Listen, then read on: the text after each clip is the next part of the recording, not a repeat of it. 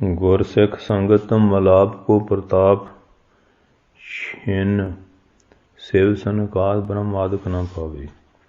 ਭਾਈ ਸਾਹਿਬ ਕਹਿੰਦੇ ਗੁਰਸਿੱਖਾਂ ਦੀ ਸੰਗਤ ਦੇ ਇੱਕ ਛਿਨ ਭਰ ਦੇ ਮਲਾਪ ਦੇ ਪ੍ਰਤਾਪ ਨੂੰ ਸ਼ਿਵ ਜੀ, ਸਾਨਕ ਸਨੰਦਨ, ਸਨਾਤਨ, ਸੰਤ ਕੁਮਾਰ, ਬ੍ਰਹਮ ਆਦਿਕ ਨਹੀਂ ਪਾਉਂਦੇ ਹਨ। ਸਿਮਰਤ ਪੁਰਾਨ ਵੇਦ ਸ਼ਾਸਤਰ ਨਾਦਵਾਦ ਰਾਗ ਰਾਗਨੀ ਹੂੰ ਨੇਤ ਨੇਤ ਕਰ ਗਾਵੇ। 27 ਸਿਮਰਤੀਆਂ, 18 ਪ੍ਰਾਣ, 4 ਵੇਦ, 6 ਸ਼ਾਸਤਰ, ਨਾਦ ਤੇ ਬਾਦ, ਬਾਜਿਆਂ ਦੇ ਨਾਦ ਸ਼ਬਦ, ਰਾਗ ਰਾਗਣੀਆਂ, ਭੀ ਉਹ ਮੈਨੇ ਭੀ ਨੇਤ ਨਿਤ ਕਰ ਗਾਵੇ। ਉਹ ਵੀ ਬੇਅੰਤ ਬੇਅੰਤ ਕਰਕੇ ਗਾ ਰਹੀਆਂ ਹਨ। ਦੇਵੀ ਦੇਵ ਸਰਬ ਨਿਧਾਨਿਓ ਸਫਲ ਫਲ ਸਵਰਗ ਸਮੂਹ ਸੁਖ ਧਿਆਨ ਕਰਦੇ ਆਵੇ। ਦੇਵੀਆਂ ਦੇਵਤੇ ਸਾਰੇ ਨਿਧਾਨ ਖਜ਼ਾਨੇ ਔਰ ਸਾਰੇ ਸਵਰਗਾਂ ਦੇ ਸੁੱਖ ਸਤਿਗੁਰੂ ਜੀ ਦੀ ਸੰਗਤ ਦੇ ਮਲਾਪ ਦੇ ਪ੍ਰਤਾਪ ਨੂੰ ਧਿਆਨ ਕਰਕੇ ਧਿਆਉਂਦੇ ਆ। ਧਿਆਨ ਧਰ ਕੇ ਧਿਆਵੀ ਧਿਆਉਂਦੇ ਆ। ਪੂਰਨ ਬ੍ਰਹਮ ਸਤਿਗੁਰ ਸਾਵਧਾਨ ਜਾਨ, ਗੁਰਸਿੱਖ ਸ਼ਬਦ ਸੁਰਤ ਲਿਵ ਲਾਵੇ।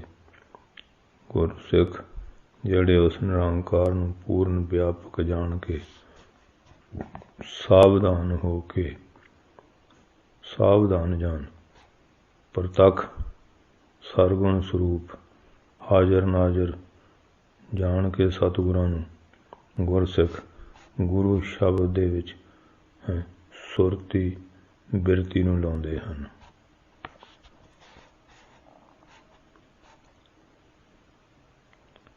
ਰਚਨਾ ਚਰਿੱਤਰ ਚਿੱਤਰ ਬਿਸਮ ਵਿਚਿੱਤਰਪਨ ਕਾਹੂ ਸੋ ਨ ਕਾਹੂ ਸੋਨ ਕੋ ਕੀਨੇ ਏਕ ਹੀ ਅਨੇਕ ਹੈ।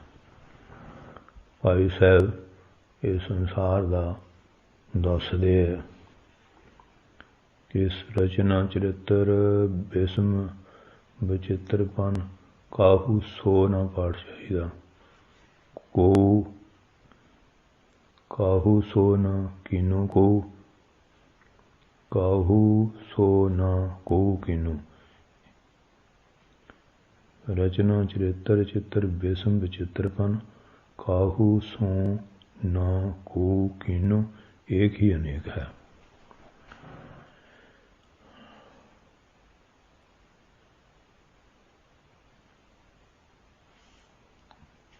ਗੁਰਾਂ ਦੇ ਸਿੱਖ ਜਿਹੜੇ ਗੁਰੂ ਸ਼ਬਦ ਵਿੱਚ ਪ੍ਰੀਤੀ ਕਰਕੇ ਨਿਰੰਕਾਰ ਵਿੱਚ ਚਿੱਤ ਦੀ ਬਿਰਤੀ ਨੂੰ ਲਾਉਂਦੇ ਹਨ।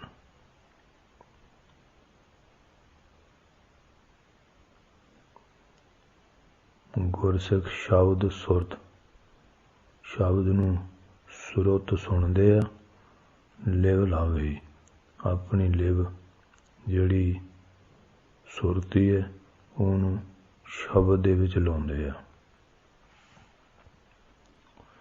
ਰਚਨਾ ਚਰਿੱਤਰ ਚਿੱਤਰ ਬਿਸਮ ਵਿਚਿੱਤਰਪਨ ਕਾਹੂ ਸੋ ਨਾ ਕੋ ਕੀਨੋ ਏਕ ਹੀ ਅਨੇਕ ਹੈ।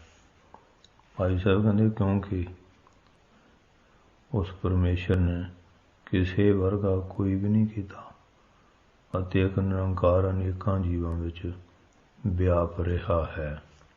ਨਿਪਟ ਕਪਟ ਘਟ ਘਟ ਨਟ ਵਟ ਨਟ ਗੁਪਤ ਪ੍ਰਗਟ ਅਟ ਪਟ ਜਾਬ ਦੇਖ ਹੈ। ਇਹ ਭਾਈ ਸਾਹਿਬ ਦੱਸਦੇ ਹੈ ਨਿਪਟ ਕਪਟ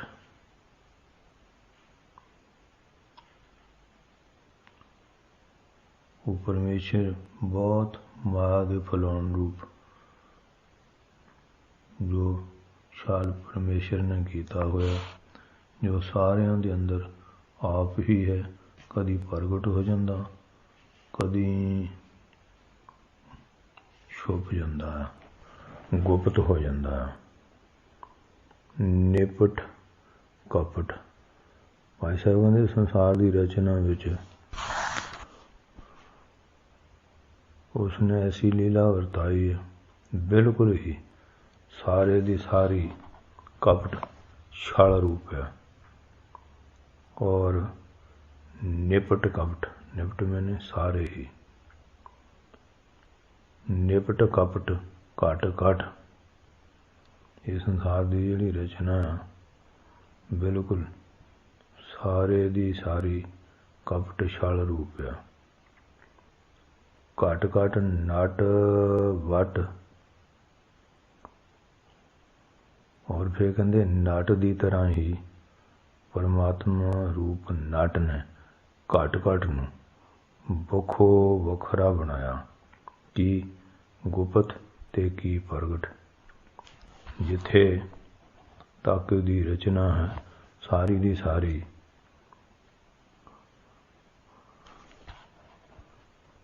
अटपटी जही दिस रही है। अथवा जिस तरह बारूपिया अनेकां स्वांग धारदा ते उस दे स्वांग जड़े धारने सारे ही कपट रूप है।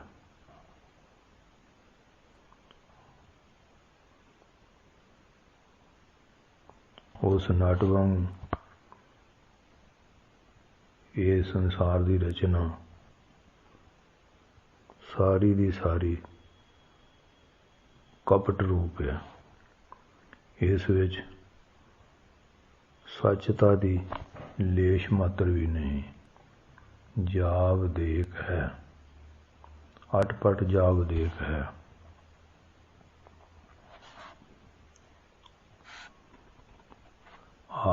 अटपटी जाद वेख जे ही देस रही है। अटपटी जही नजर आ रही है। दृष्टि दृष्ट न दर्शन सो दर्श, बचन सो बचन न सुरत समीक है। हे साहिब भाई साहब जी कहते हैं अट पट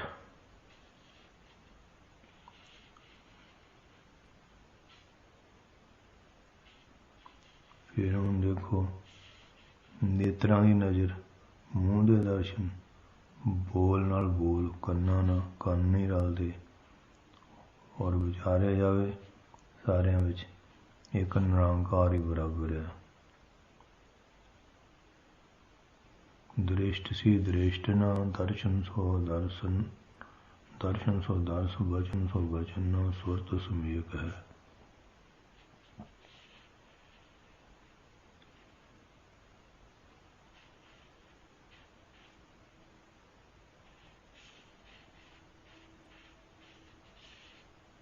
नेत्रां दी नज़र,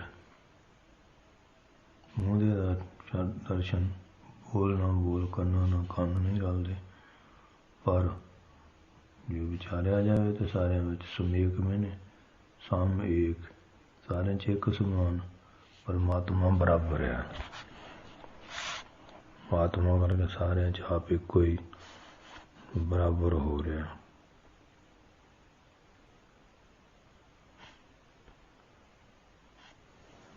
वचन हो वचन न, शब्द न शब्द नहीं कुछ रलता, सुर तो समेक है।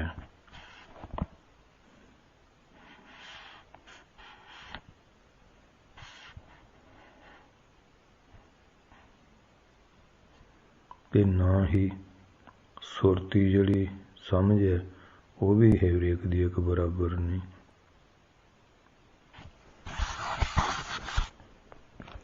रूप रेख लेख पेख नादवाद नाना विद आगम अगाध बोध ब्रह्म विवेक है। भाई साहब कहते गल की है, रूप ले लो, रेख ले लो, लेख किस्मत ले लो, और शक्ल शब्द नाद शब्द बाद झगड़ना, ये भी अनेकों तरह का है। किसे नाल भी किसे दा स्वरूप नहीं मिलता, रेखा नहीं मिलती, किस्मत नहीं मिलती, शक्लां नहीं मिलती, नाद आवाज़ां नहीं मिलती, बाद झगड़े नहीं मिलते। सबनों दे सारे काम आपो अपने प्रकार दे आ, किस्म दे आ। इसलिए ब्रह्म दे विवेक का जिहड़ा बोध ज्ञान ਉਹ ਅਗੰਮ ਵੀ ਹੈ ਤੇ ਅਗਾਧ ਵੀ ਹੈ। ਉਸੇ ਦਾ ਨਾਮ ਬ੍ਰਹਮ ਹੈ। ਉਸ ਬ੍ਰਹਮ ਦੇ ਵਿਚਾਰ ਦਾ ਗਿਆਨ ਸਾਡੇ ਮਨ ਤੇ ਸਾਡੀ ਬੁੱਧੀ ਦੀ ਪਹੁੰਚ ਤੋਂ ਪਰੇ ਹੈ।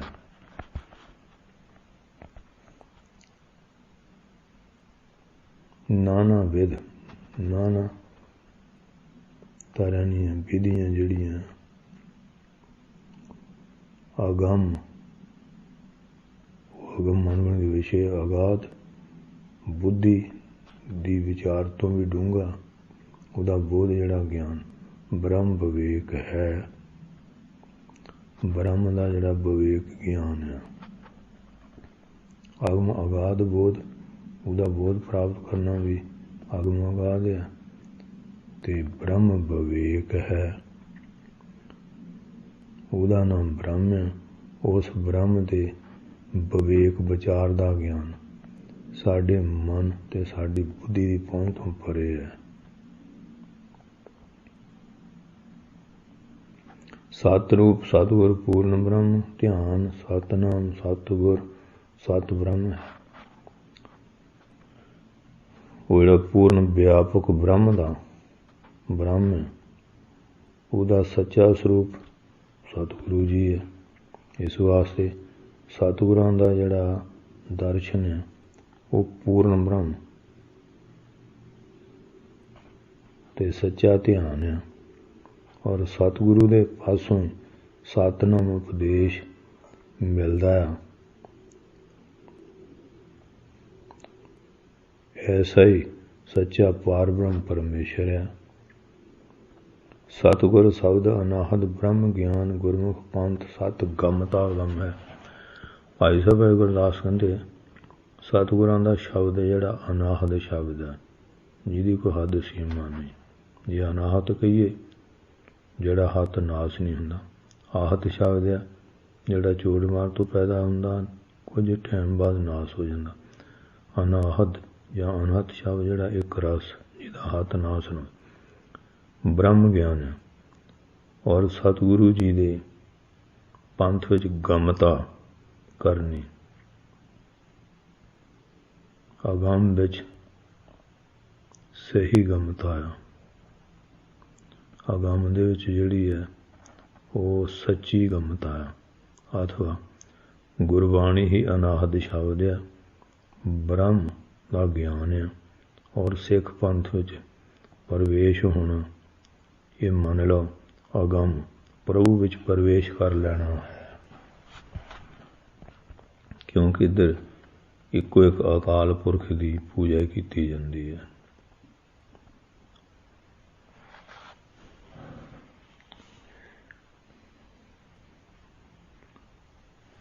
ਭਾਈ ਸਾਹਿਬ ਜੀ ਕਥਨ ਕਰਦੇ ਹੈ ਕਿ ਇਸ ਸੰਸਾਰ ਦਾ ਅੰਤ ਨਹੀਂ ਲਿਆ ਜਾਂਦਾ। ਬਹੁਤੀਆਂ ਸੋਚਾਂ ਵਿਚਾਰਾਂ ਨਾਲ ਉਸ ਵਾਹਿਗੁਰੂ ਦਾ ਅੰਤ ਪਾ ਸਕੀਦਾ, ਭਾਵ ਇਹ ਜਾਣਨਾ ਔਖਾ ਆ। ਸਤਿਰੂਪ ਸਤਿਗੁਰ ਪੂਰਨ ਬ੍ਰਹਮ, ਧਿਆਨ ਸਤਿਨਾਮ ਸਤਿਗੁਰ ਸੋ ਤੋ ਪਾਰ ਬ੍ਰਹਮ ਹੈ। ਸੱਚ ਸਰੂਪ ਸਤਿਗੁਰਾਂ ਕਰਕੇ ਸਾਰਿਆਂ ਵਿੱਚ ਫੈਲੇ ਹੋਏ ਨਿਰੰਕਾਰ ਦਾ ਗੁਰਮੁਖ ਧਿਆਨ ਕਰਦੇ ਹਨ। ਸਤਿਗੁਰਾਂ ਦੇ ਸੱਚੇ ਨਾਮ ਜਪਣ ਨੂੰ ਗੁਰਮੁਖ ਨਿਰੰਕਾਰ ਦੇ ਮਿਲਾਪ ਦਾ ਕਾਰਨ ਵੀ ਸਮਝਦੇ ਹਨ।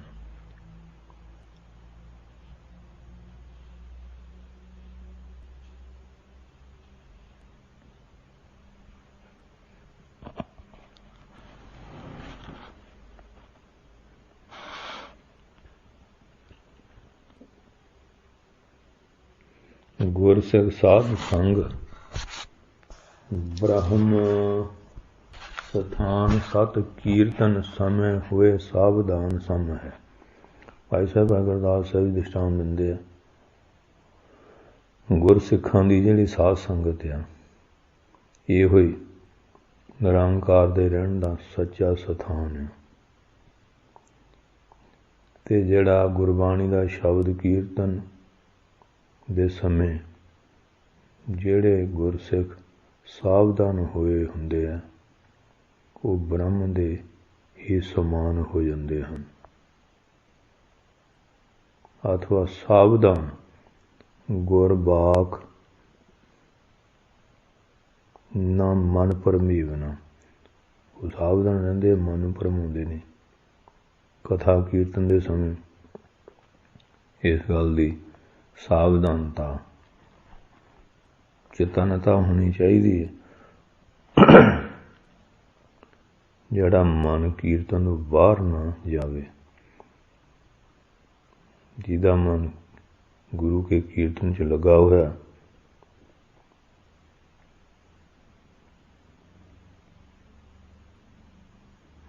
ਉਹਨੂੰ ਇਕੱਲਾ ਸਿੱਖ ਨਾ ਸਮਝੋ, ਉਹ ਤਾਂ ਫਿਰ ਬ੍ਰਹਮ ਨਿਰੰਕਾਰ ਦੇ ਸਮਾਨ ਹੈ।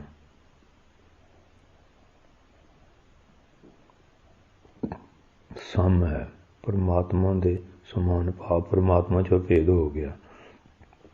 ਗੁਰਸਿੱਖ ਭਾਵਨੀ ਭਗਤ ਪਾਓ ਚਾਓ ਸਤ ਸਹਿਜ ਸੁਭਾਓ ਗੁਰਮੁਖ ਨਮੋ ਨਮ ਹੈ।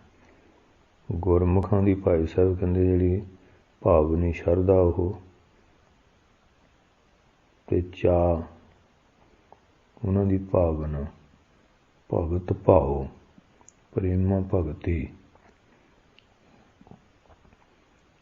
ਔਰ ਗੁਰਸਿੱਖਾਂ ਦੀ ਭਗਤੀ ਸੱਚੀ ਹੈ। ਚਾਓ ਸਤ, ਉਹਨਾਂ ਦਾ ਉਤਸ਼ਾਹ ਵੀ ਸੱਚਾ, ਚਾਅ ਵੀ ਸੱਚਾ। ਸਹਿਜ ਸੁਭਾਓ, ਫਿਰ ਉਹਨਾਂ ਦਾ ਇਸ ਤਰ੍ਹਾਂ ਦੇ ਸਹਿਜ ਸੁਭਾਅ ਵਾਲੇ ਹੈ। ਗੁਰਮੁਖ ਨਮੋ ਨਮ ਹੈ। ਐਸੇ ਗੁਰਸਿੱਖਾਂ ਤਾਈਂ ਭਾਈ ਸਾਹਿਬ ਕਹਿੰਦੇ ਨਮਸਕਾਰ ਹੈ, ਨਮਸਕਾਰ ਹੈ। ਨਿਰੰਕਾਰ ਨਿਰਾਧਾਰ ਨਿਰਾਹਾਰ ਨਿਰਵਕਾਰ ਅਜੂਨੀ ਅਕਾਲ ਪਰੰਪਰਾ ਭੇਵ ਹੈ। ਉਹ ਪਰਮੇਸ਼ਰ ਨਿਰਾਕਾਰ, ਆਕਾਰ ਤੋਂ ਰਹਿਤ ਹੈ।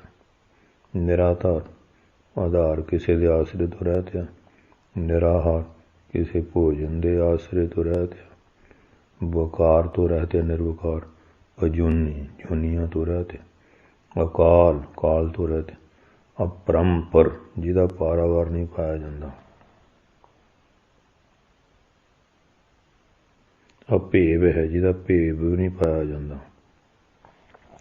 ਨਿਰਮੋਹ, ਨਿਰਵੈਰ, ਨਿਰਲੇਪ, ਨਿਰਦੋਖ, ਨਿਰਭੈ, ਨਿਰੰਜਨ। ਅਤ ਹੈ ਪਰ ਅਭੇਵ, ਅਤੇਵ ਹੈ। ਭਾਈ ਸਾਹਿਬ ਕਹਿੰਦੇ ਮੋਹ ਤੋਂ ਰਹਿਤ ਹੈ, ਬੈਰ ਤੋਂ ਰਹਿਤ ਹੈ। ਨਿਰਲੇਪ, ਲੇਪਤਾਈ ਤੋਂ ਰਹਿਤ ਹੈ। ਤੇ ਨਿਰਦੋਖ, ਦੋਖਾਂ ਤੋਂ ਰਹਿਤ ਹੈ। ਨਿਰਭੈ, ਡਰ ਤੋਂ ਰਹਿਤ ਹੈ। ਨਿਰੰਜਨ, ਮਾਇਆ ਰੂਪੀ ਕਾਲਖ ਤੋਂ ਰਹਿਤ ਹੈ। ਅਤ ਹੈ ਪਰ ਅਤੇਵ ਹੈ।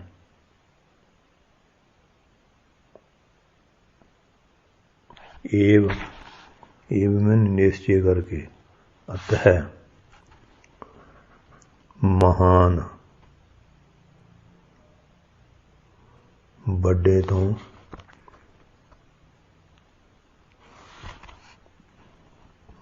ਤੋਂ ਪਰੇ। ਅਤ ਹੈ ਬਹੁਤ ਹੀ ਮਹਾਨ ਹੈ।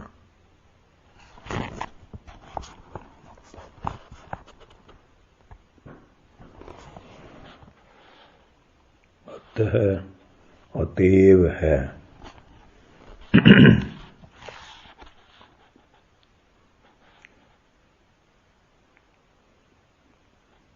ਅਤ ਏਵ, ਏਵ ਮੈਨੇ ਨਿਸ਼ਚੈ ਕਰਕੇ। ਅਤ ਹੈ ਮਹਾਨ, ਤੇ ਅਤੇ ਵੱਡਿਓਂ ਵੱਡਾ ਹੈ, ਬਹੁਤ ਹੀ ਮਹਾਨ ਹੈ। ਅਤ ਹੈ ਅਤੇਵ ਹੈ। ਅਤ ਹੈ ਪਰ ਅਤੇਵ ਹੈ।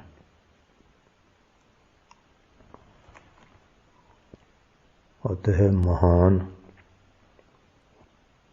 ਅਤ ਏਵ, ਅਤ ਮੈਨੇ ਬਹੁਤ ਹੀ, ਏਵ ਮੈਨੇ ਨਿਸ਼ਚੈ ਕਰਕੇ ਵੱਡਿਓਂ ਵੱਡਾ ਹੈ। ਅਵਗਤ, ਅਗਮ, ਅਗੋਚਰ, ਅਗਾਧ ਬੋਧ, ਅਚੁੱਤ, ਅਲਖ, ਅਤ, ਅਛਲ, ਅਛੇਵ ਹੈ। ਭਾਈ ਸਾਹਿਬ ਕਹਿੰਦੇ ਉਹਦੀ ਜਿਹੜੀ ਗਤੀ ਆ, ਅਬ ਗਤੀ ਪ੍ਰਾਪਤ ਕਰਨਾ, ਅਬ ਬੜਾ ਕਠਿਨ। ਅਗਮ ਮਨ, ਬਾਣੀ ਤੋਂ ਬੁੱਧੀ ਤੋਂ ਪਰੇ ਆ, ਅਗੋਚਰ ਇੰਦਰੀਆਂ ਦਾ ਵੀ ਵਿਸ਼ੇ ਨਹੀਂ। ਫਿਰ ਅਗਾਧ ਮਹਾਨ ਡੂੰਘਾ ਬੋਧ ਗਿਆਨ ਰੂਪ ਅਚੁੱਤ ਅਗੇੜ, ਕਿਸੇ ਟਿਕਾਣੇ ਤੋਂ ਡਿੱਗਦਾ ਨਹੀਂ। ਅਲੱਖ ਲਖਿਆ ਨਹੀਂ ਜਾਂਦਾ। ਅਤ ਬਹੁਤ ਹੀ ਅਛਲ, ਛਲਿਆ ਨਹੀਂ ਜਾਂਦਾ। ਅਤਸਾ ਕਰਕੇ ਛਲਿਆ ਨਹੀਂ ਜਾਂਦਾ। ਅਸ਼ੇਵ ਹੈ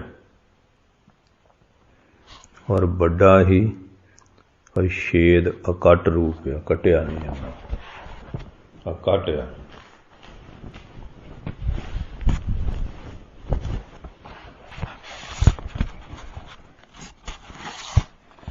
ਬਿਸਮੈ ਬਿਸਮ ਅਸਚਰਜ ਹੈ, ਅਸਚਰਜ ਮੈਂ ਅਦਭੁਤ ਪਰਮ ਅਦਭੁਤ ਗੁਰਦੇਵ ਹੈ। ਫਿਰ ਜਿਹੜਾ ਬਿਸਮ ਤੋਂ ਬਿਸਮ, ਅਸਚਰਜ ਤੋਂ ਅਸਚਰਜ ਰੂਪ ਹੈ, ਅਦਭੁਤ ਤੋਂ ਪਰਮ ਅਦਭੁਤ ਹੈ ਗੁਰਦੇਵ। ਉਹਦਾ ਗੁਰਦੇਵ, ਗੁਰੂ ਜਿਹੜਾ ਉਸਦਾ ਪ੍ਰਤੱਖ ਰੂਪ ਹੈ। ਗੁਰੂ ਜੋ ਦੇਵ ਪ੍ਰਕਾਸ਼ ਰੂਪ ਹੈ। ਕਾਰਤਕ ਮਾਸ ਰੁੱਤ ਸਰਦ ਪੂਰਨਮਾਸੀ ਆਨ ਜਾਮ 60 ਘਰੀ ਆਜ ਤੇਰੀ ਵਾਰੀ ਹੈ। ਕਾਤਕ ਦਾ ਮਹੀਨਾ, ਰੁੱਤ ਸਰਦ, ਸਰਦ ਰੁੱਤ ਆ। ਸਰਦ ਰੁੱਤ ਦੀ ਜਿਹੜੀ ਪੂਰਨਮਾਸ਼ੀ ਦਾ ਦਿਨ ਆ, 8 ਪਹਿਰਾਂ ਦੀਆਂ 60 ਘੜੀਆਂ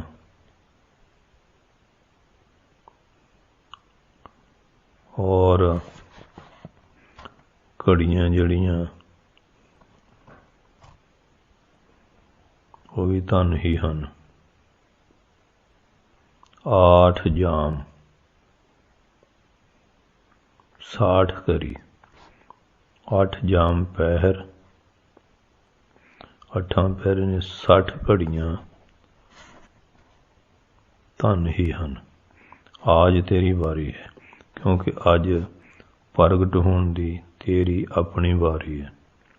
ਇਹ ਇਸ਼ਾਰਾ ਹੈ ਕਿ ਸ਼੍ਰੀ ਗੁਰੂ ਨਾਨਕ ਦੇਵ ਜੀ ਨੂੰ ਸਨਮੁਖ ਬੇਨਤੀ ਕਰ ਰਹੇ ਹੈ ਤੇ ਆਪ ਨਾਰਾਇਣ ਕਲਾਤਾਰ ਮੰਨ ਕੇ ਬੇਨਤੀ ਕਰਦੇ ਹਨ ਕਿ ਜਿਹੜਾ ਵਿਸ਼ਨੂੰ ਅਵਤਾਰ ਧਾਰ ਕੇ ਵੀ ਪੂਰਾ ਨਹੀਂ ਕਰ ਸਕਿਆ, ਉਸ ਨੂੰ ਪੂਰਾ ਕਰਨ ਵਾਸਤੇ ਅੱਜ ਆਪ ਦੀ ਵਾਰੀ ਆਈ ਹੈ। ਆਪ ਸਤਿਗੁਰੂ ਨਾਨਕ ਦੇਵ ਜੀ ਮਹਾਰਾਜ ਅਵਤਾਰੀ ਬਣ ਕੇ ਆਏ ਹਨ। ਔਸਰ ਅਭੀਚ ਬਹੁ ਨਾਇਕ ਕੀ ਨਾਇਕਾ ਹੋਏ, ਰੂਪ ਗੁਣ ਜੋਬਨ ਸ਼ਿੰਗਾਰ ਅਨਕਾਰੀ ਹੈ। ਭਾਈ ਸਾਹਿਬ ਜੀ ਕਥਨ ਕਰਦੇ ਆ, ਅਭੀਚ ਦੇ ਸਮੇਂ ਆਪ ਬਹੁਤ ਮੈਨੇ ਵੱਡੇ ਨਾਇਕ ਦੀ ਨਾਇਕਾ ਹੋਏ ਹੋ। ਕਿ ਆਪ ਦਾ ਰੂਪ, ਆਪ ਦੇ ਗੁਣ, ਆਪ ਦੀ ਜਵਾਨੀ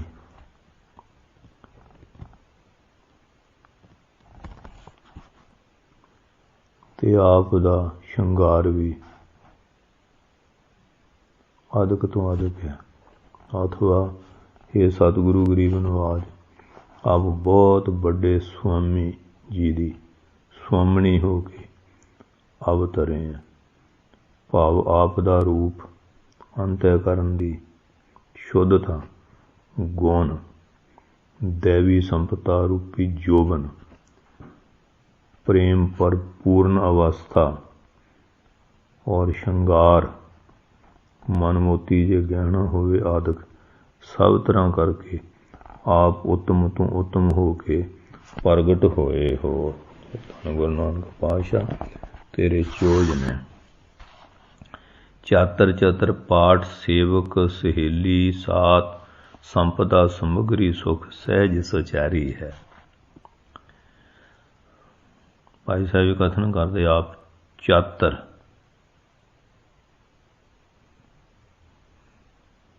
ਚਾਤਰ ਚਤਰ, ਆਪ ਚਾਤਰ ਪ੍ਰੇਰਕ ਰੂਪ ਹੋ ਕੇ ਚਤਰ ਸਿਆਣੇ ਹੋ ਕੇ ਪਾਠਕ ਗੁਰਬਾਣੀ ਦੇ ਰਚਨਹਾਰ ਹੋਏ ਆ।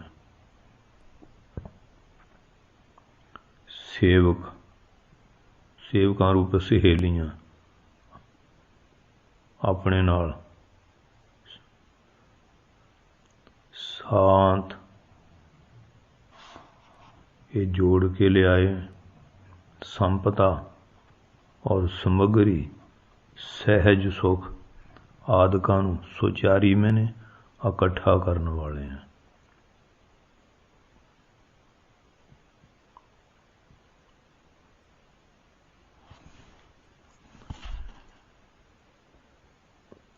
ਇਹ ਸਾਰੀ ਸਮੱਗਰੀ ਨੂੰ ਇਕੱਠਾ ਕਰਨ ਵਾਲੇ ਆ। ਭਾਈ ਗੁਰਦਾਸ ਸਾਹਿਬ ਕਹਿੰਦੇ ਤੇਰੀ ਲੀਲਾ ਜਿਹੜੀ ਹੈ ਕੈਸੀ ਹੈ। ਇਹ ਸਤਿਗੁਰੂ ਗਰੀਬ ਨਵਾਜ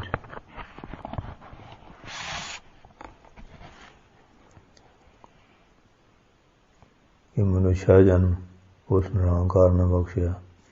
ਸ਼ਾਂਤੀ ਸੁਭਾਅ ਨੂੰ ਧਾਰਨ ਕਰਕੇ ਜਿਸ ਪਰਮਾਤਮਾ ਨੇ ਗਿਆਨ ਰੂਪੀ ਚੰਦਰਮਾ ਤੈਨੂੰ ਚਾਨਣ ਕਰੇ।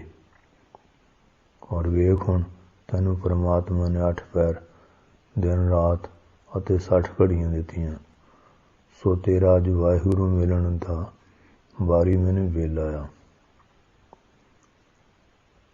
ਇਹ ਕਹਿੰਦੇ ਨਾ ਭੈਣੋ ਵੇਖ ਕਿਆ ਸੋਹਣਾ ਅਭੀਚ ਨਛੱਤਰ ਦਾ ਵੇਲਾ। ਰੂਪ ਗੁਣ ਜਵਾਨੀ ਤੇਰੇ ਵਿੱਚ ਹੈ। ਇਸ ਵੇਲੇ ਤੂੰ ਬਹੁਤੀਆਂ ਇਸਤਰੀਆਂ ਵਾਲੇ ਪਤੀ ਦੀ ਇਸਤਰੀ ਬਣ ਜਾ। ਇਹ ਸਿਆਣੀ ਭੈਣੇ ਵਿਦਿਆ ਦੇ ਪੜ੍ਹਨ ਵੀ ਤੂੰ ਸਿਆਣੀ ਹੈ।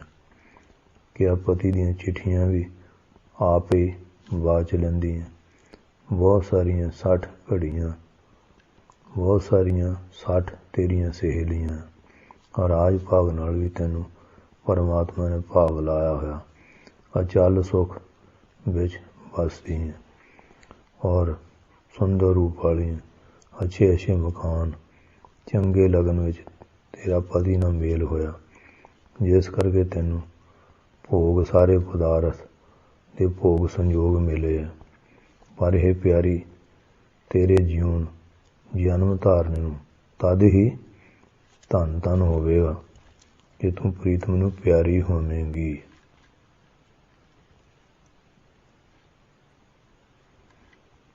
ਸੰਪਦਾ ਸਮੱਗਰੀ ਸੁਖ ਸਹਿਜ ਸੁਚਾਰੀ ਹੈ।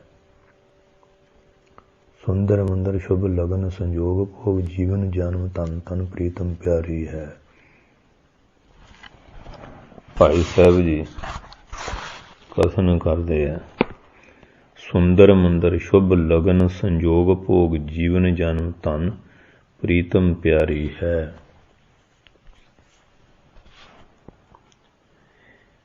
ਸੁੰਦਰ ਮੰਦਰ ਇਹ ਮਾਤ ਲੋਕ ਰੂਪੀ ਸੁੰਦਰ ਮੰਦਰ ਆ। ਭਾਈ ਸਾਹਿਬ ਕਹਿੰਦੇ ਲਗਨ ਸ਼ੁਭ ਲਗਨ ਦਾ ਸੰਜੋਗ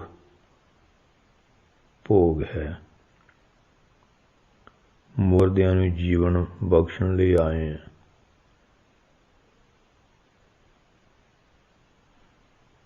ਜਨਮ ਆਪਦਾ ਜਨਮ ਵੀ ਧਨ ਹੈ। ਜਨਮ ਧਨ ਪ੍ਰੀਤਮ ਪਿਆਰੀ ਹੈ। ਇਹ ਪ੍ਰੀਤਮ ਦੀ ਪਿਆਰੀ।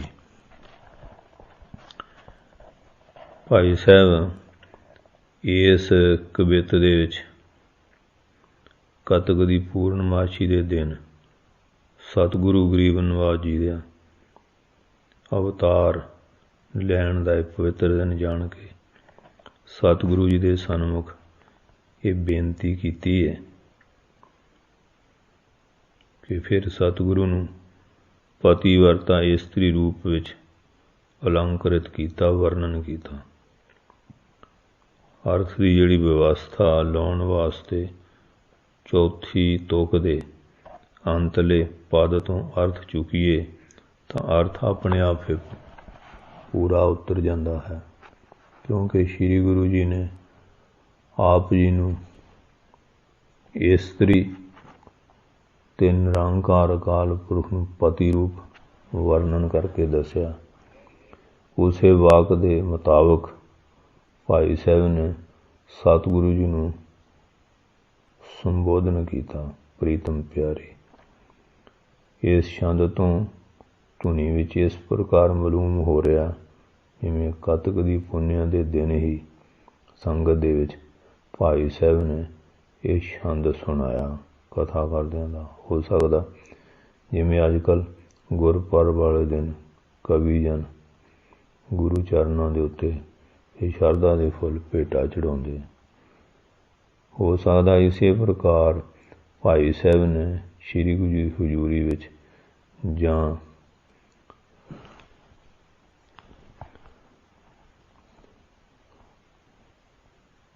ਅਪਰੋਖੇ ਹੀ ਸੰਗਤ ਵਿੱਚ ਗੁਰਪੁਰਬ ਦੇ ਸਮੇਂ ਇਹ ਛੰਦ ਸੰਗਤ ਵਿੱਚ ਪੜ੍ਹਿਆ ਹੋਇਆ ਹੋਵੇਗਾ।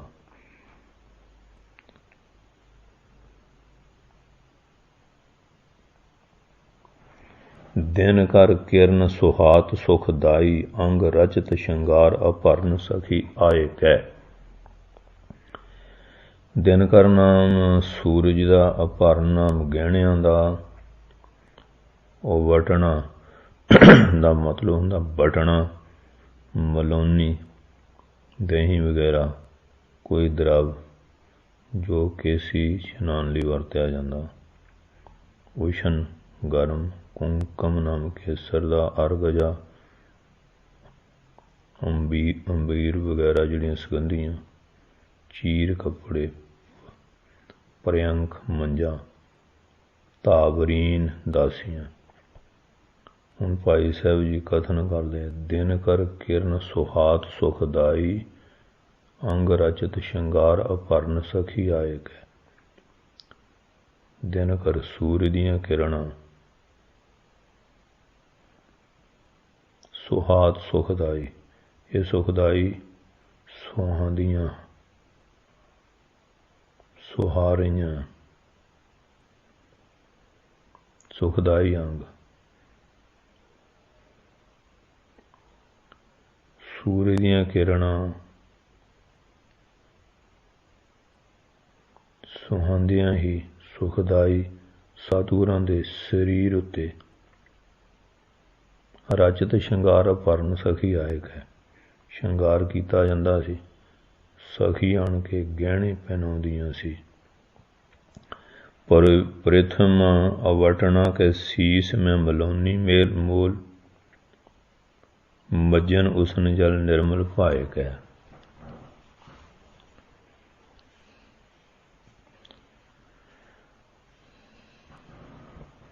ਗੁਰੂ ਮਹਾਰਾਜ ਦਾ ਉਪਦੇਸ਼ ਸੋਹਣਾ ਸੁਖਦਾਈ ਹੋ ਰਿਹਾ ਅਤੇ ਤੂੰ ਸਵੇਰੇ ਅੰਮ੍ਰਿਤ ਵੇਲੇ ਉੱਠ ਕੇ ਇਸ਼ਨਾਨ ਕਰ ਅਤੇ ਬਾਣੀ ਦਾ ਨਿਤਨੇਮ ਕਰਕੇ ਦੀਵਾਨ ਵਿੱਚ ਆਇਆ ਕਰ। ਸਖੀ ਪਹਿਲਾਂ ਆਪਣੇ ਸਰੀਰ 'ਤੇ ਬਟਨਾ ਮਲ ਕੇ ਸਰੀਰ ਨੂੰ ਸਾਫ਼ ਕਰਕੇ ਸਿਰ ਵਿੱਚ ਖੱਟੇ ਦਹੀਂ ਆਦਿਕ ਦੀ ਮਿਲਾਵਟ ਮੇਲ ਕੇ ਸਿਰ ਨਹਾ ਅਤੇ ਪਵਿੱਤਰ ਸ਼ੁੱਧ ਪਾਣੀ ਕੋਸੇ ਨਾਲ ਇਸ਼ਨਾਨ ਕਰ ਔਰ ਈਕਰ ਬਣ ਜਾਏ। ਇਸ ਤਰ੍ਹਾਂ ਤੂੰ ਆਪਣੇ ਆਪ ਨੂੰ ਬਣਾ ਲੈ।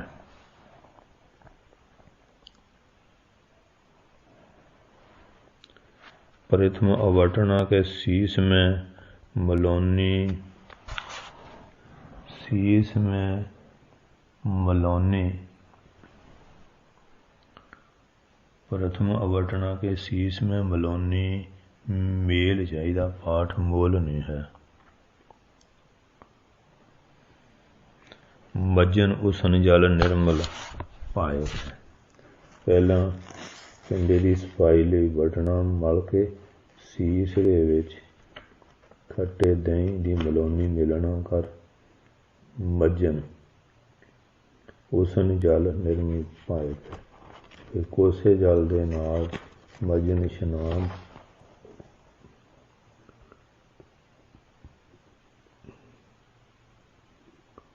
ਸਾਫ ਸੁਥਰੇ ਗਰਮ ਜਲ ਨਾਲ ਪ੍ਰੇਮ ਸਹਿਤ ਇਸ਼ਨਾਨ ਕਰਾਉਂਦੀ ਸੀ।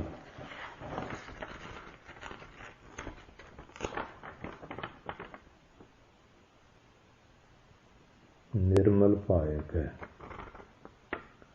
ਜਲ ਨਿਰਮਲ ਭਾਇਕ। ਤੇ ਜਿਹੜਾ ਉਸਨ ਗਰਮ ਤੇ ਨਿਰਮਲ ਜਲ ਭਾਏ ਕੈ ਪ੍ਰੇਮ ਦੇ ਸਹਿਤ। ਕੁਸਮ ਅਵੇਸ ਕੇਸ ਬਾਸਤ ਫਲੇਲ ਮੇਲ ਅੰਗ ਅਗਰ ਜਾ ਲੇਪ ਹੇਤ ਉਪਜਾਏ। ਤੇ ਭਾਈ ਸਾਹਿਬ ਕਹਿੰਦੇ ਕੁਸਮ ਕੇਸਰ ਅਵੇਸ ਮੈਨੇ ਪਾ ਕੇ ਜੋ ਫਲੇਲ ਬਾਸ਼ਨਾ ਵਾਲਾ ਕੀਤਾ ਹੋਇਆ ਸੀ ਉਹ ਫਿਰ ਕੇਸਾਂ ਵਿੱਚ ਮੇਲ ਅੰਗ ਮਲਦੀ ਹੈ।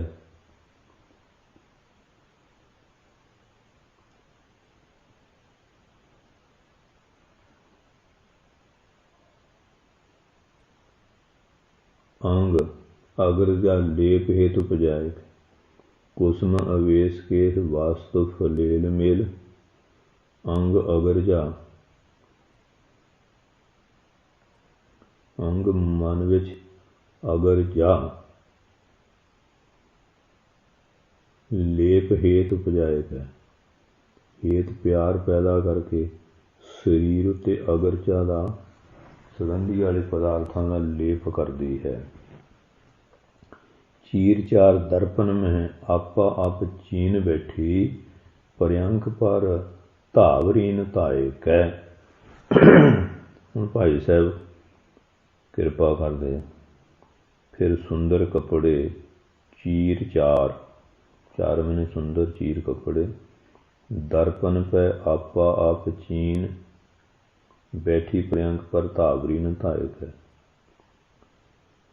सुंदर कपड़े पहना के दर्पण में आप चीन शीशे च दर्पण मैंने शीशे अपना चीन मैंने विखा के जान के बैठी बैठी पर्यंक पर धावरी न धायक है। पलंग उत्ते फिर गुरु प्रीतम जी दी बालड़ी दे बैठदी सी तां धावरीन दासियां भज के कोल आ जांदियां सन।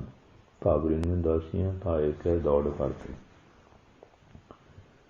भाई साहब जी ने इस छंद दे विच गुरु ज्योति दे बाल अवस्था की सेवा का वर्णन किया। जदों सतगुरु जी नूं माता जी की गोदी तो वडेरी अवस्था च हो के पलंग जां पंगूड़े विच बराजन लगे उस वेले आप जी की इस तरह नाल सेवा की जाती सी।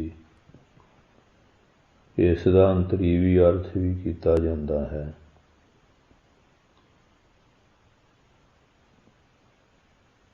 जिग्यासू नूं जद 10वें द्वार विच ज्ञान सूरज की किरण प्रकाश दी है उस वेले सुखदाई सखियां करणा मैत्री मुदता पेख्यातक आके अंग रोम रोम विच श्रृंगार सुंदरता चमका देनी। पहले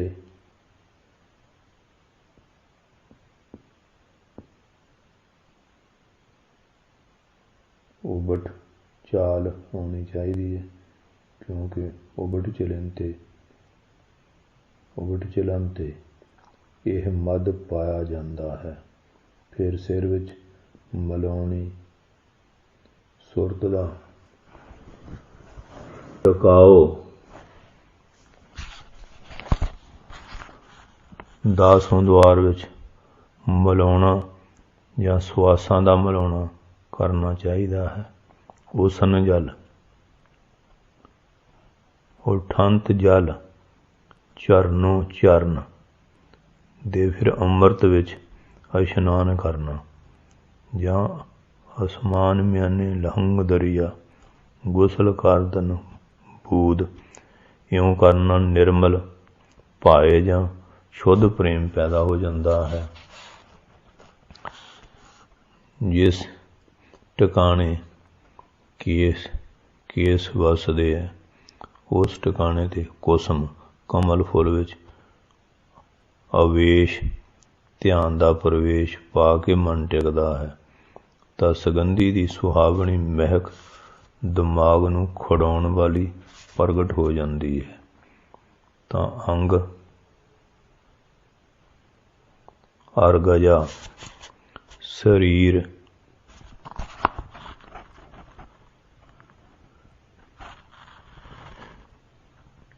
ਸਰੀਰ 'ਚ ਵਸਦਾ ਹੀ ਸਰੀਰ ਦੇ ਅਲੱਗ ਆਪਣੇ ਆਪ ਨੂੰ ਜਾਣਦਾ ਅਲੋਪ ਰਹਿੰਦਾ ਤੇ ਵਾਹਿਗੁਰੂ ਦੀ ਉਪਜਾਏ ਕੇ ਨੇੜੇ ਜਾ ਕੇ ਵਸਦਾ ਹੈ।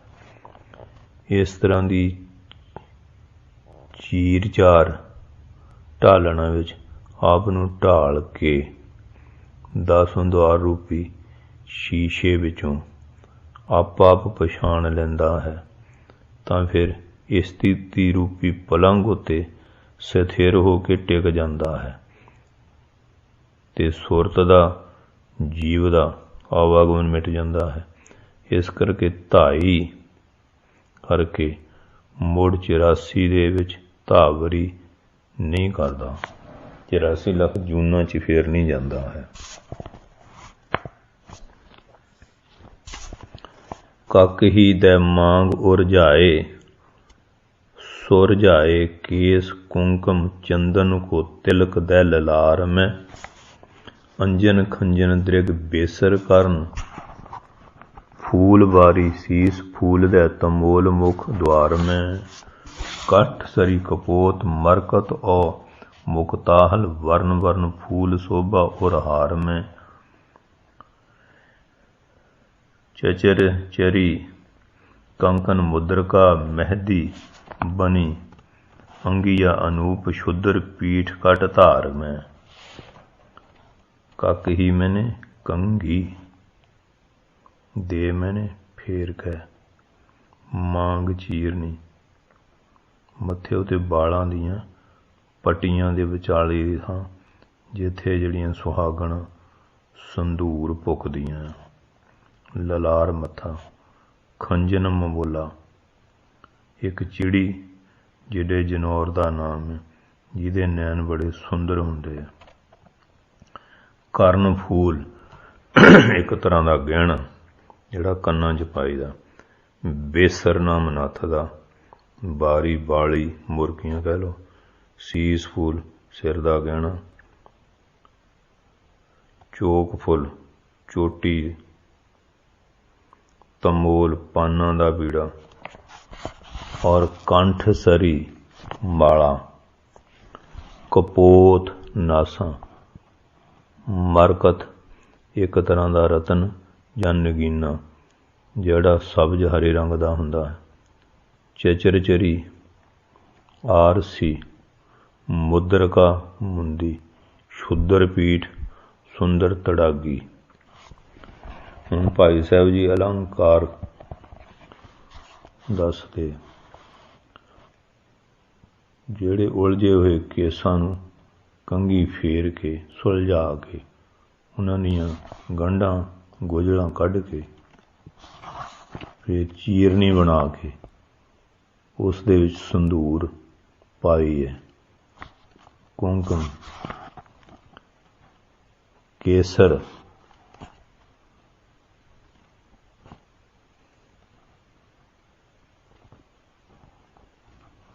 केसर ते चंदन का टिका मत्थे ते लाउंदी है अंजन खंजन दृग बेसर कर्ण फूल वारी सीस फूल दे तमोल मुख द्वार में फिर भाई साहब कहते हैं ममोले दे नैणा वर्गे सुंदर नैणा विच अंजन सुरमा पा के और बेसर कर्ण फूल नक विच नथ कन्ना विच फूल सीस फुल दा तंबोल मुख द्वार में फूल जिहड़े झुमके ते मुरकी सिर उत्ते चौंक फूल पा के मूँह विच पान दा बीड़ा खांदी है तंबोल मुख द्वार में तंबोल मैंने पाना दा बीड़ा मुख द्वार विच पा के खांदी है कंठ सरी कपोत बरकतो मुक्ताहल वर्ण वर्ण फूल शोभा उर हार में। फिर कंठ सरी माला कपोत मरकत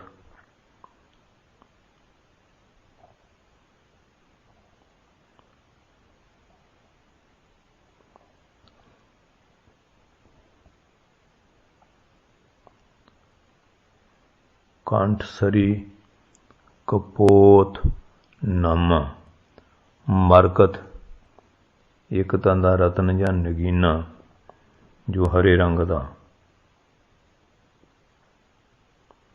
ओ मुक्ताहल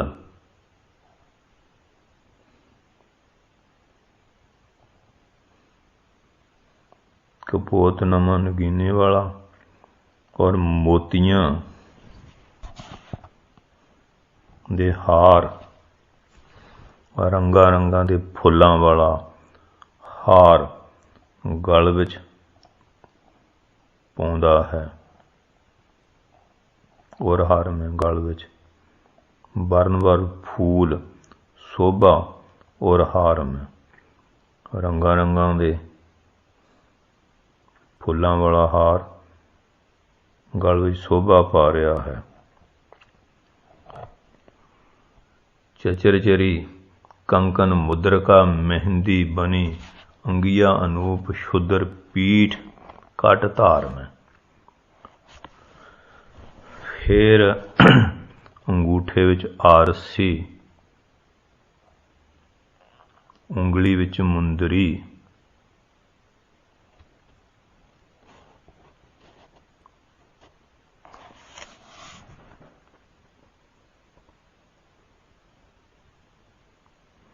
चरचरी मैंने आरसी अंगूठे विच कंकन मुद्रका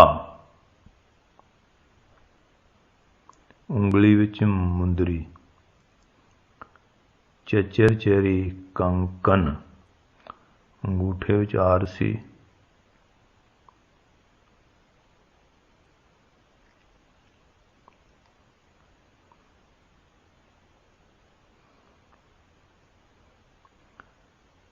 कंकन मुंदरका उंगली विच मुंदरी और हाथ विच कंकन कंगन हत्थां पैरां ते अंगूठे विच आरसी ते हाथ विच अपने कड़ा उंगली विच मुद्रका मेहंदी बनी अंगियां मेहंदी हत्थां पैरां ते अंगां ते मेहंदी लगी हुई है।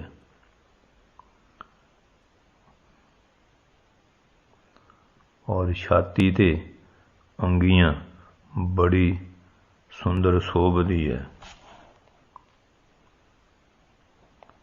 और लक विच शुद्र पीठ कट धार में अनूप शुद्र पीठ सुंदर शुद्र पीठ तड़ागी जड़ी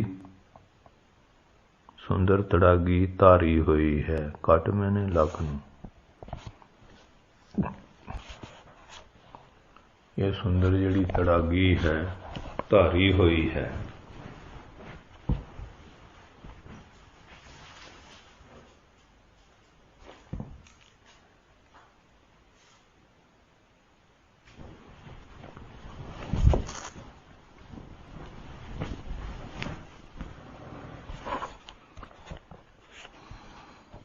अंतरीवी अर्थ इस प्रकार भी संप्रदाय महापुरख करते हैं।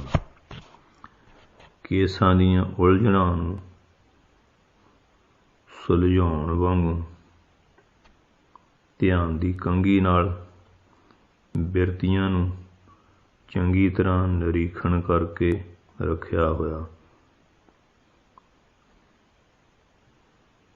धारण रूप धड़ी लाई है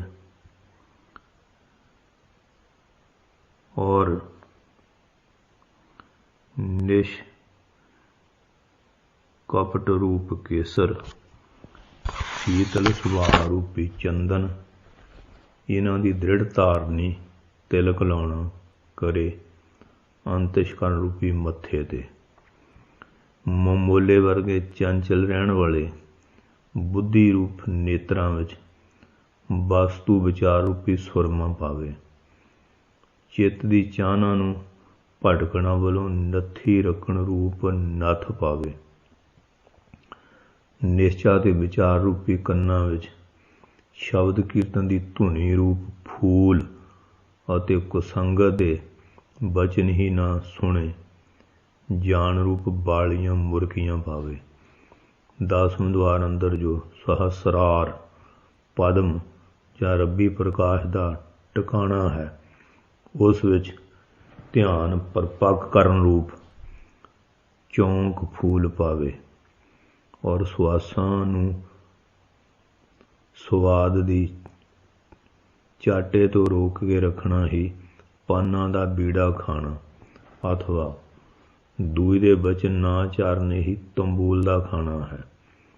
श्वास प्रति श्वास नाम जपना माला अते अजप्पा जाप दी विधि नम करण मैत्री मुदता अपेख्या समानता सावधानता खिमा तथख्या आदक शुभ गुण ही रंगा रंगां दे फूल ते मणियां मरक ते मोती हन। इन्हां दी थां पर थां सिर बिहार विच वरतना ही गहणियां दा जड़ाऊ करना है। हर वेले दर्शन दा चाओ चढ़िया रहना ही आरसी है। करतार करतार करना कंगना है। लोकां दी उंगल हेठ ना आउणा ही उंगल विच मुंदरी है जां उंगली हेठां आउणा भी मुंदरी है। जे है कि जां पर परे न उंगली बुद्ध जन गणना माहे तां कर जननी सुतवती तो बंधिया कुह काहे। बुरे कमां वलों हथ पैरां दा संकोचना भले कर्मां लई हथ पैर दा पसारना ही मेहंदी लाउणी है।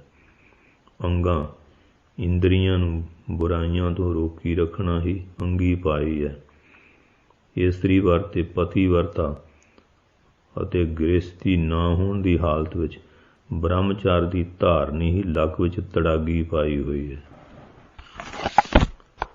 ਇਸ ਅਰਥ ਦੀ ਮਨੋਰੰਜਨ ਅਰਥ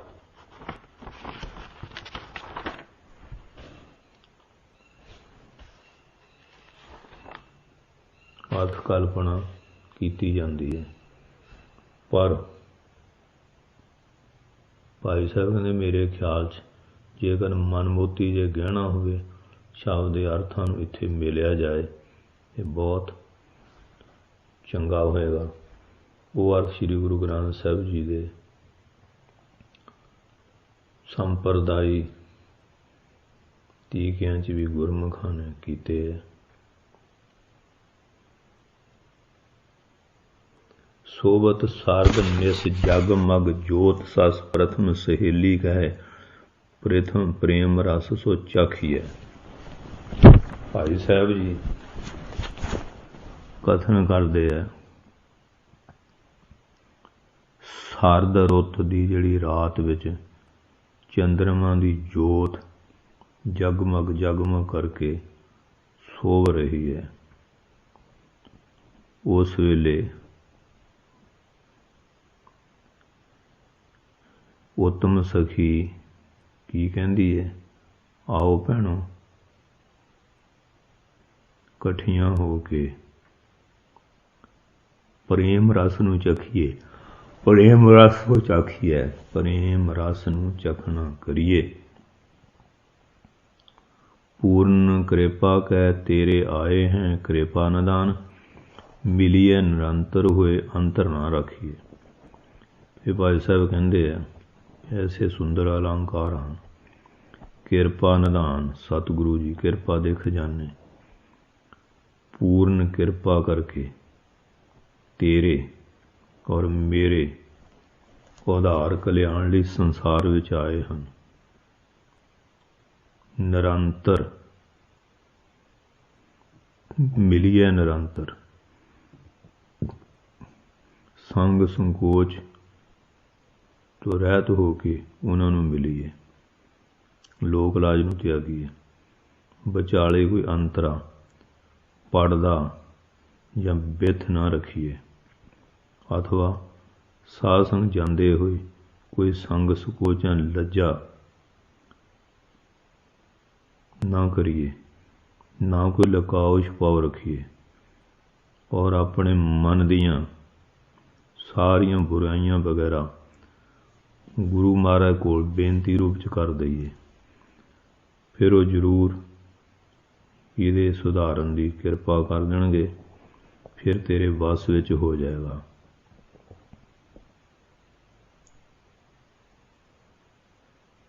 ਪੂਰਨ ਕਿਰਪਾ ਕੇ ਤੇਰੇ ਆਏ हैं ਕਿਰਪਾ ਨਿਧਾਨ। ਪੂਰਨ ਕਿਰਪਾ ਕਰਨ ਵਾਸਤੇ ਕਿਰਪਾ ਦੇ ਖਜ਼ਾਨੇ ਆਏ ਹੈ। ਮਿਲੀਏ ਨਿਰੰਤਰ, ਇੱਕ ਰਸ ਮਿਲੀਏ, ਅੰਤਰ ਨਾ ਰੱਖਿਆ, ਅੰਤਰ ਕਪਟ ਨਾ ਰੱਖੀਏ। ਬੁਰਾਈਆਂ ਨੂੰ ਦੂਰ ਕਰਨ ਲਈ ਬੇਨਤੀ ਕਰੀਏ। ਚਰਨ ਕਮ ਮਕਰੰਦ ਰਸ ਲੁਭਤ ਹੋਏ, ਮਨ ਮਦ ਕਰ ਸੁਖ ਸੰਪਟ ਬਲਾਖੀਏ।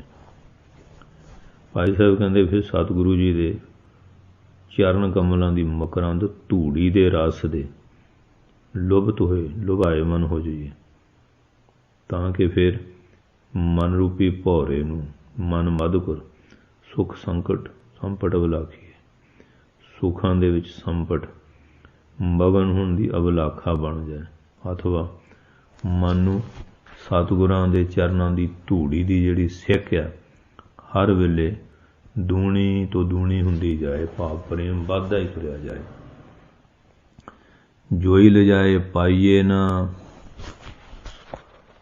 ਪਦਮ ਵੈ ਪਲਕ, ਅਮੋਲ ਪਿਰਿਆ ਸੰਗ ਮੁਖ ਸਾਖੀ ਹੈ। ਫਿਰ ਭਾਈ ਸਾਹਿਬ ਜੀ ਕਥਨ ਕਰਦੇ ਹਨ ਕਿ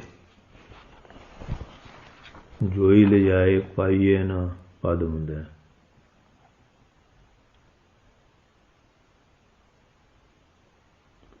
ਜੋਈ ਹੈ ਲਿਜਾਏ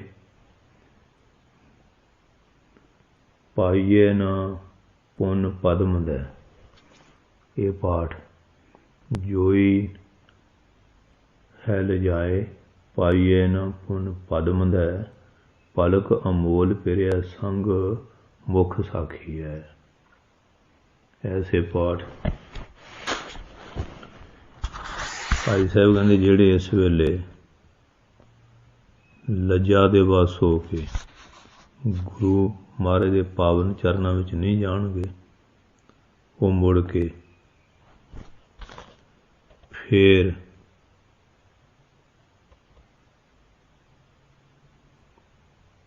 ਪਾਈਏ ਨਾ ਪੁੰਨ ਪਦਮ ਦੈ,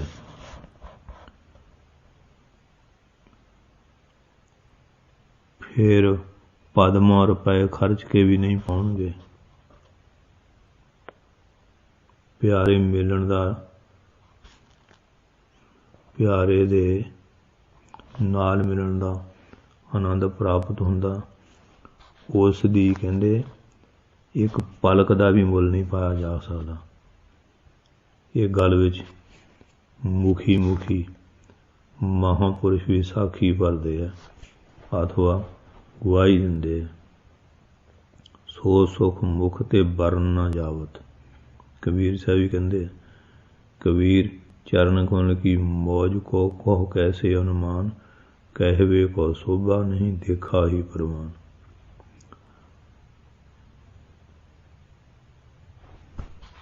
ਜੋਈ ਲਿਜਾਏ ਪਾਈਏ ਨਾ ਪਦਮ ਦੈ, ਪਲਕ ਅਮੋਲ ਪਿਰਿਆ ਸੰਗ ਮੁਖ ਸਾਖੀ ਹੈ। ਹੁਣ ਭਾਈ ਸਾਹਿਬ ਜੀ ਕਥਨ ਕਰਦੇ ਆ,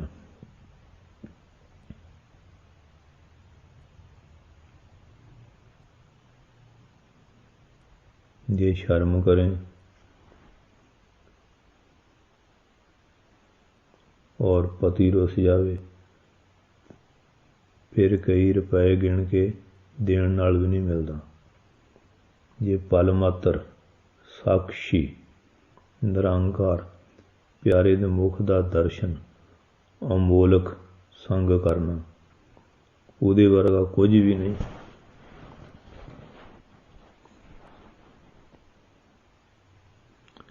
ਜੋਈ ਲਿਜਾਏ ਪਾਈਏ ਨਾ ਪਦਮ ਦੇ, ਜਿਹੜਾ ਲੱਜਾ ਕਰਦਾ ਪਦਮ ਬੇਅੰਤ ਰੁਪਏ ਦੇ ਕੇ ਵੀ ਨਹੀਂ ਪਾ ਸਕਦਾ। ਪਲਕ, ਉਹਦੀ ਇੱਕ ਪਲਕ ਦਾ ਵੀ ਮੁੱਲ ਨਹੀਂ ਪਾ ਸਕਦਾ। ਉਹਦੇ ਮਿਲਣ ਦਾ ਜਿਹੜਾ ਆਨੰਦ ਪ੍ਰਾਪਤ ਹੁੰਦਾ, ਉਹਦੀ ਇੱਕ ਪਲਕ ਦਾ ਵੀ ਮੁੱਲ ਨਹੀਂ ਪਾਇਆ ਜਾ ਸਕਦਾ।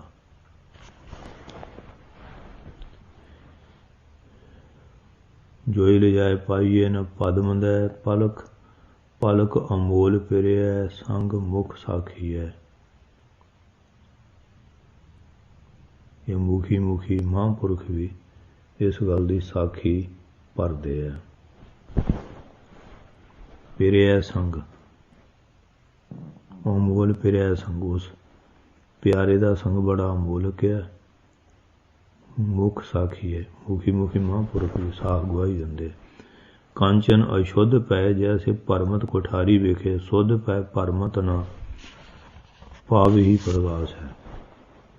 ਅੱਗੇ ਦ੍ਰਿਸ਼ਟਾਂਤ ਦਿੰਦੇ ਆ ਭਾਈ ਸਾਹਿਬ ਜੀ, ਜਿਸ ਪ੍ਰਕਾਰ ਜਿਹੜਾ ਖੋਟਾ ਸੋਨਾ ਉਹਦਾ ਜਦੋਂ ਕਠਾਲੀ 'ਚ ਪਾਉਂਦੇ ਭਰਮ ਦਾ ਚੱਕਰ ਹੀ ਖਾਂਦਾ ਰਹਿੰਦਾ। ਕੋਠਾਰੀ ਵੇਖ, ਕੋਠਾਰੀ ਦੇ ਵਿੱਚ ਘੁੰਮਦਾ ਆ, ਚੱਕਰ ਕੱਟਦਾ। ਸ਼ੁੱਧ ਪੈ ਭਰਮਤ ਨਾ ਪਾਵੇ ਪ੍ਰਗਾਸ, ਪਰ ਜਦੋਂ ਸ਼ੁੱਧ ਹੋ ਜਾਂਦਾ ਫਿਰ ਚੱਕਰ ਨਹੀਂ ਖਾਂਦਾ। ਫਿਰ ਅੱਗੇ ਵਾਂਗ ਅੱਗ ਵਾਂਗ ਪ੍ਰਕਾਸ਼ ਲਟ ਲਟ ਚਮਕਦਾ।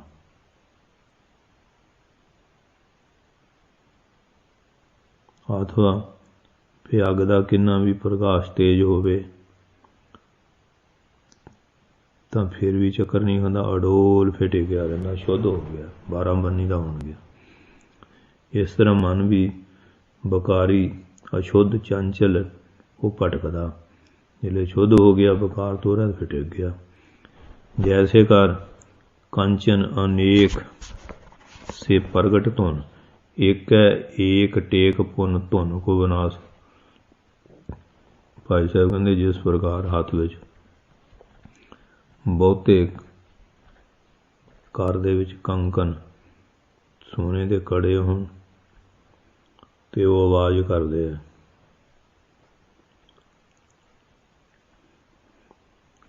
ਜੈਸੇ ਕਰ ਕੰਕਨ ਅਨੇਕ ਸੇ ਅਨੇਕ ਸਹਿ ਪ੍ਰਗਟ ਧੁਨ,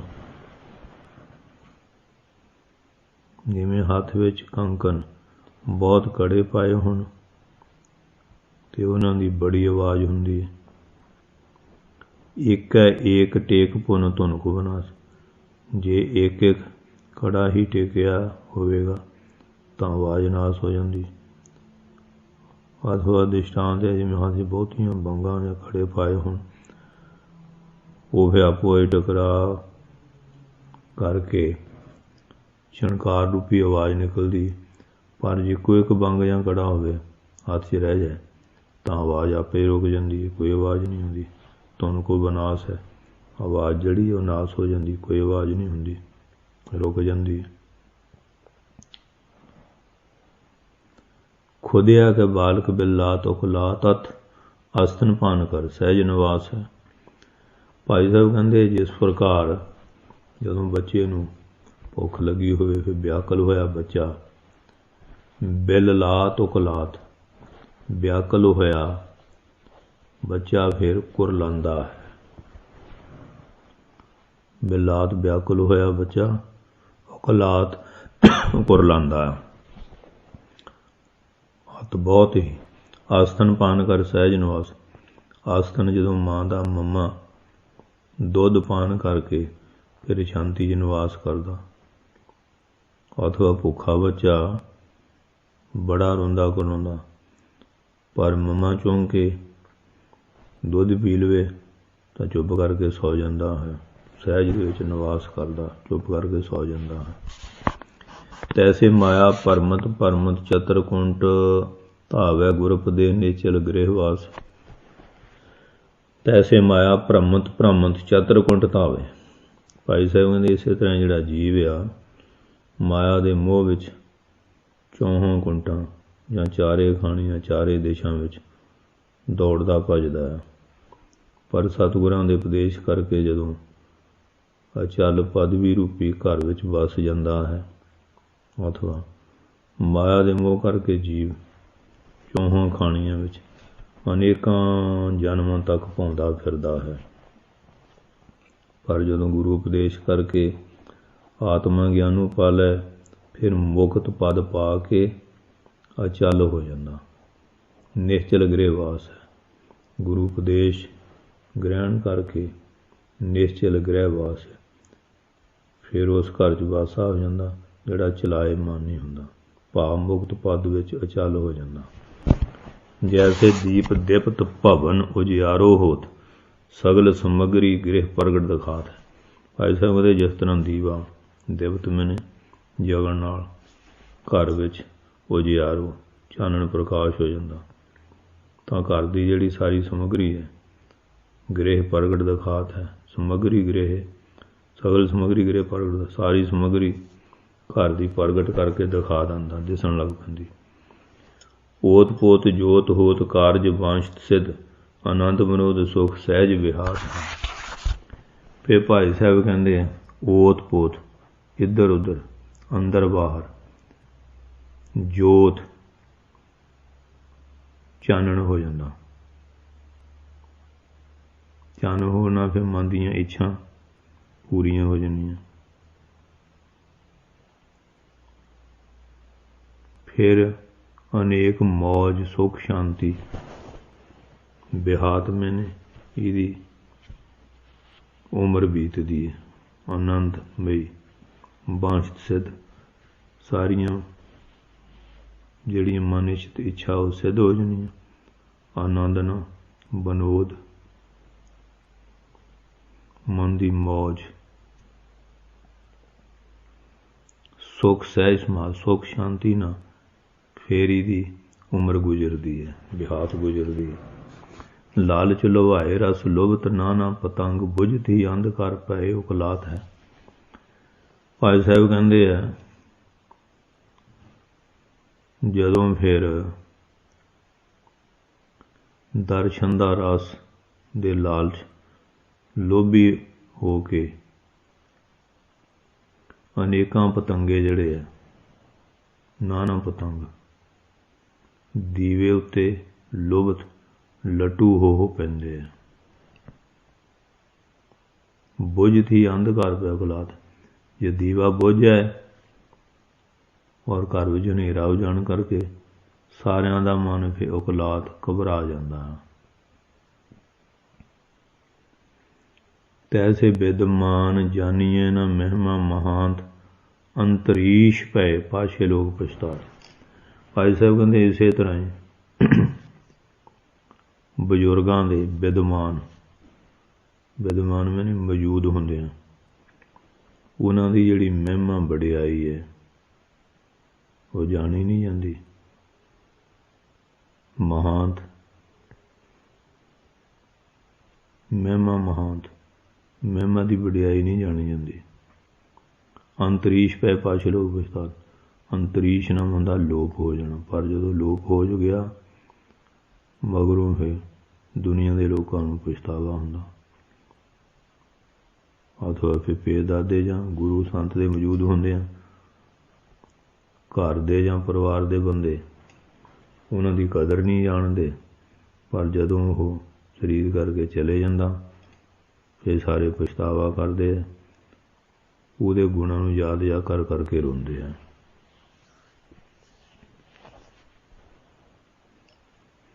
ਜੈਸੇ ਦੀਪ ਦਿਪਤ ਮਹਾਤਮੈ ਨ ਜਾਣੇ ਕੋ, ਬੂਝਤੀ ਅੰਧਕਾਰ ਭਟਕਤ ਰਾਤ ਹੈ। ਭਾਈ ਸਾਹਿਬ ਦ੍ਰਿਸ਼ਟਾਂਤ ਦਿੰਦੇ ਆ ਕਿ ਜਿਸ ਪ੍ਰਕਾਰ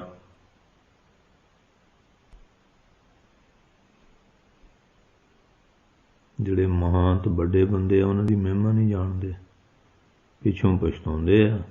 ਇਸੇ ਤਰ੍ਹਾਂ ਜਦੋਂ ਦੀਵਾ ਦਿਪਤ ਜਗਦਾ ਹੁੰਦਾ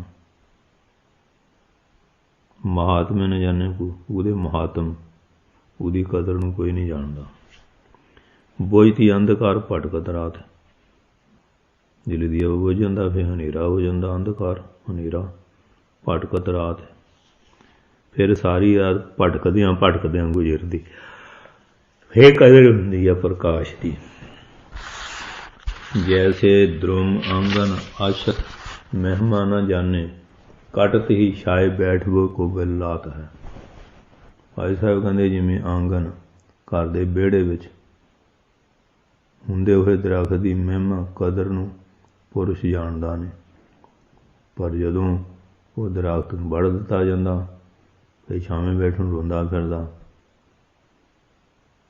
पर किधरे जगह मिलती नहीं, फिर बिरलाप बिरलाउंदा, कदर फिर हुंदी है। जैसे राजनीत वेखे चैन होए चतरकुंड, छत्र ढाला चल पै जत्र कतर जात है। भाई साहब कहते जिस प्रकार राज मर्यादा विच चारे देशां विच सारियां नूं चैन सुख आराम हुंदा, पर जदों ढाला चाल मर्यादा विच हलचली पै जाए, राज गर्दश हो जाए, तो फिर हर कोई जिथे किथे चले जाता, जत्र जात है, जिथे किथे चले जाता फिर जात चले जाता। तैसे गुरसिख साध संगम जुगत जग अंतरीश पै पाछे लोग पछताते। इस तरह भाई साहब कहते हैं गुरसिख साध संगत नाल जुगत जोड़न की कदर संसार नहीं जानता, पर जदों साध संग महापुरख गुरसिख लोक हो जाते हैं, तदों फिर लोग उन्होंने याद करके पछताते आपां महापुरखों तो कोई लाभ लिया ही ना। लोगों की भी आम कहावत है कि सियाणे दे आखे दा ते औले दे खाधे दा स्वाद मगरों आउंदा। इस ही भाव नूं स्पष्ट करने वास्ते अनेकां दृष्टांत दिते है। गुरु महाराज दे सचखंड चले जाण मगरों लोकां नूं उन्हां दे विछोड़े दा महान दुख होया, पहलां कदर नहीं करदे। किन्ने सुंदर सुंदर दृष्टांत भाई साहब जी दे के समझा रहे हैं, पर मन पापी फिर भी समझदा नहीं, भागां वाले है जिहड़े विचार लैके अपने जीवन नूं सफल करदे हन। वाहिगुरू जी का खालसा, वाहिगुरू जी